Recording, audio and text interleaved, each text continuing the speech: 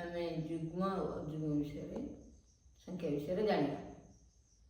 युग्म कहती even number, अयुग्म संख्या कहती ऑड नंबर।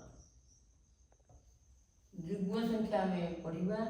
युग्म संख्या को जानी इवन नंबर। युग्म संख्या है जो संख्या 2 द्वारा विभाज्य ताकू युग्म संख्या कहते।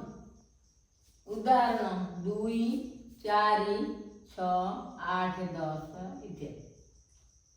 अयुग्म संख्या ऑड नंबर।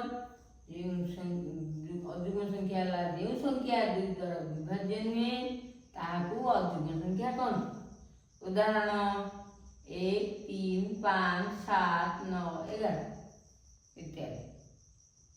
2 युग्म संख्या है 2 द्वारा विभाज्य, 4 2 द्वारा विभाज्य, 6 2 द्वारा विभाज्य, 8 2 द्वारा विभाज्य, 10 2 द्वारा विभाज्य। आ युग्म संख्या यदि बड़ आम जाना केमी युग्म कि अयुग्म ताहले तार डाहण रे 2, 4, 6, 8 थिले आमे युग्म संख्या बोली चिन्हवा।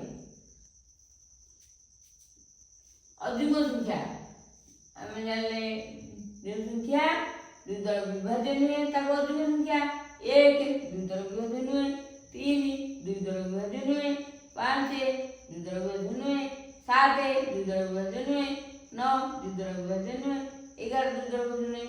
आ बड़ संख्या जो यदि आम अयुग्म बोली जाना कौन तार डाहण रे 1 3 5 7 9 थिबो ताहले आमे ताको अयुग्म बोली चिन्ह।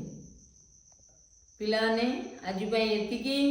आउ दिने अलग क्लास रे अलग विषय नहीं आसवा।